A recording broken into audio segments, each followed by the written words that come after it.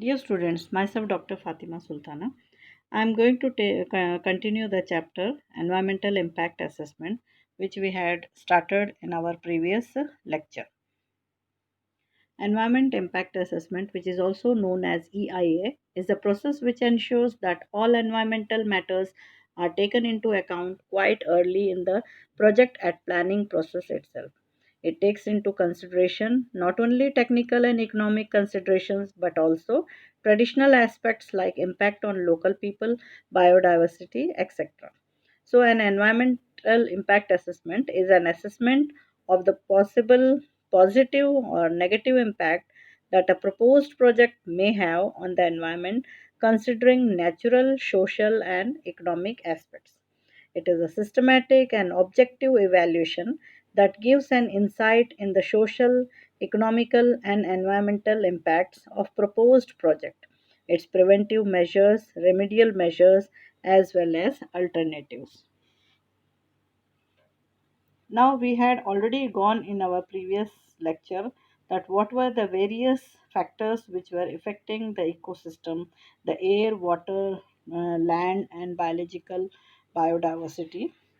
We have gone through this, and in this environmental impact assessment, the assessment of all the damage or the negative aspects are being considered in before the planning or the implementation of any project, so that the biodiversity can be saved, because directly or indirectly this is actually impacting the human mankind and totally damaging the environment and the ecosystem.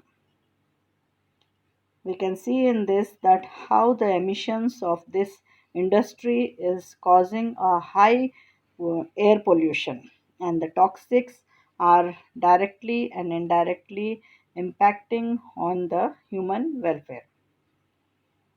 Now, the people in the neighborhood are those which are being more affected. Any project which is being implemented, it can either affect the forest which is adjacent to it, or any agriculture land, or human urbanization area. So the analysis of adverse impacts of the proposed projects should, which has to be started, should first be analyzed so that the impacts on the people in the neighborhood can be rectified and taken care of. Now, what are the benefits of environmental impact assessment? Benefits of environmental impact assessment: EIA links environment with development of environmentally safe and sustainable development. EIA provides a cost effective method to eliminate or minimize the adverse impact of developmental projects. EIA enables the decision makers to analyze the effect of developmental activities on the environment well before the developmental project is implemented.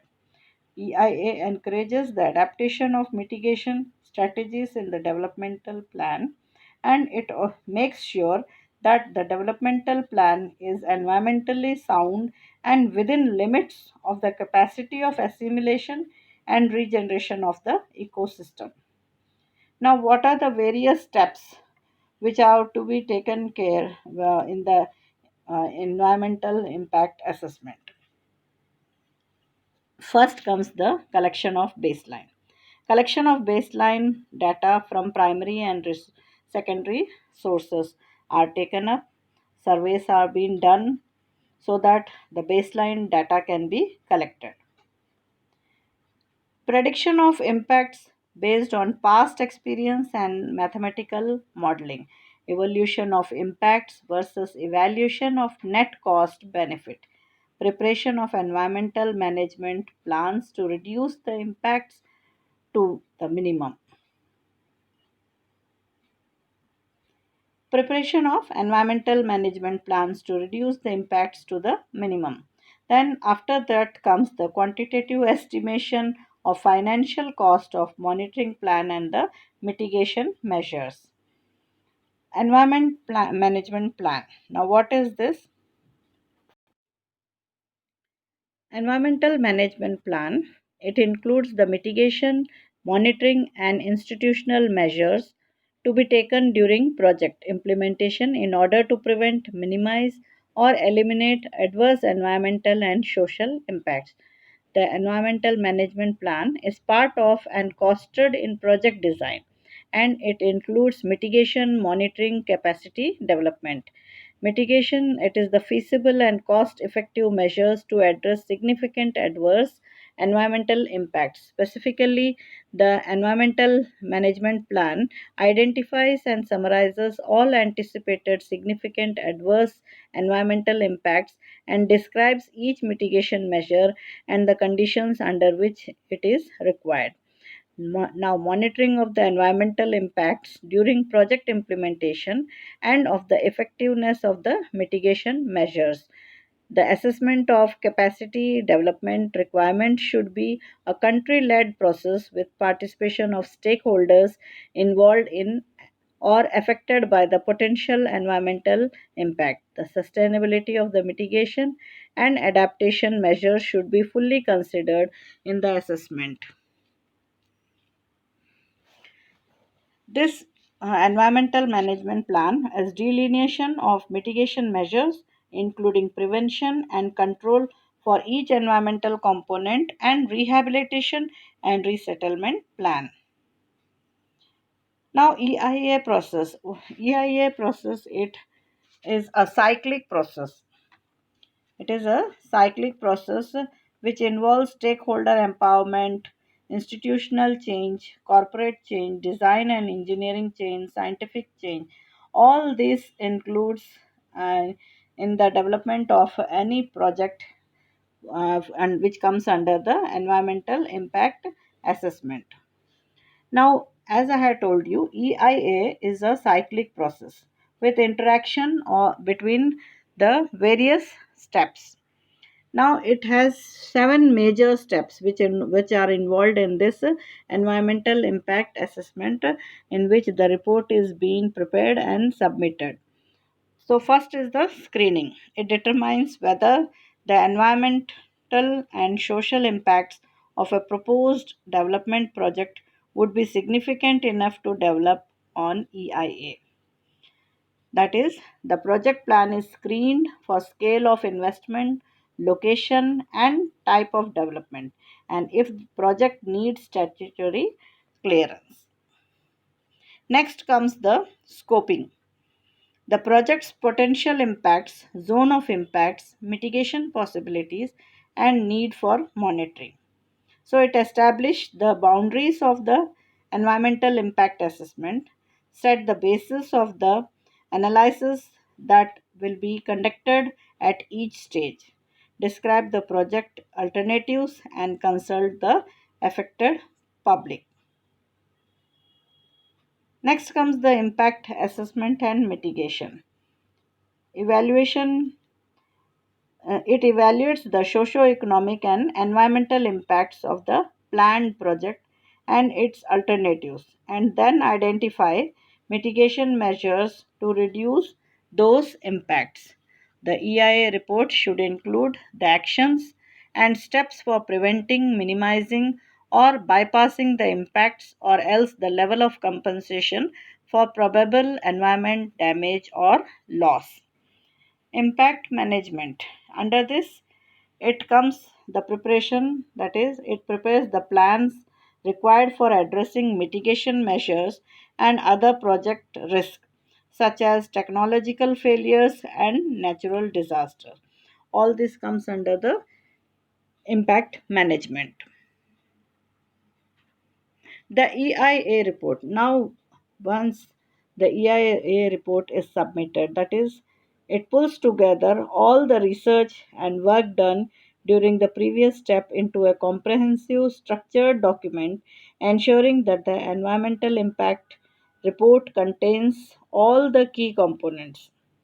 This report contains all the key factors which are responsible for the effective measures of the project to be implemented.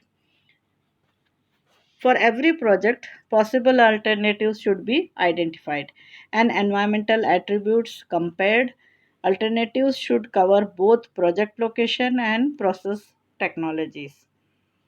Now, once alternatives have been reviewed, a mitigation plan should be drawn up for the selected option and is supplemented with an environmental management plan to guide the proponent towards the environmental improvements. Now, when everything has been reviewed, the designated authorities review the EIA report to determine if the planned project will get a license or if it requires amendments. Now, if suppose the authorities feel that there are some drawbacks in the project which has been submitted, they refer it and ask them for the to complete the required amendments to be done. Or if they are fulfilling all the factors which are being involved in environmental impact assessment, that is the positive and all the negative impacts which have been considered by the authorities, if they fulfill all the requirements, then the license is being issued and the project is approved. Now, monitoring ensures that the mitigation measures, priorities listed in the environmental management plan, and contingency plans are properly implemented and effectively address the project's impacts. The various phases of implementation of the project are monitored in this step. Now, when the EIA report has been submitted, so that is not submitted if it has been completed. So on the completion of the EIA report, public and environmental groups living close to project site may be informed and consulted. Why? Because these are the people who are being affected if the project is in their favor, or it may cause some adverse effect on their health or their agriculture crop or anything which will damage or cause cost effective on these people. So the people in the neighborhood are being involved and they are consulted. They sit together and consult, and they are they are informed about the project which is being implemented in their nearby. Now, once the report is completed, public hearing has been taken place, the decision making comes. The Impact Assessment Authority, along with experts, consult the project in charge, along with consultant to take the final decision, keeping in mind environmental impact assessment and environmental management plan. So, monitoring and implementation of environmental management plan, that is for every project possible alternatives should be identified and environmental attributes should be compared. Alternatives should cover both project location and process technologies. Now, once alternatives have been reviewed, a mitigation plan should be drawn up for the selected option and is supplemented with an environmental management plan to guide the proponent towards environmental improvements. Now, when everything is being done, then comes the risk assessment. It is the inventory analysis and hazard probability and index that also forms part of EIA procedures. So everything has been covered in environmental impact assessment. The total impacts, whether it was positive or negative, everything was being considered. And when the authorities get satisfied and feel that all the requirements have been completed, the license is being issued, that is go ahead. And who gives this go ahead permission? The Ministry of Environment and Forest Department that issues the permission. So this completes the chapter Environment Impact Assessment. Thank you so much.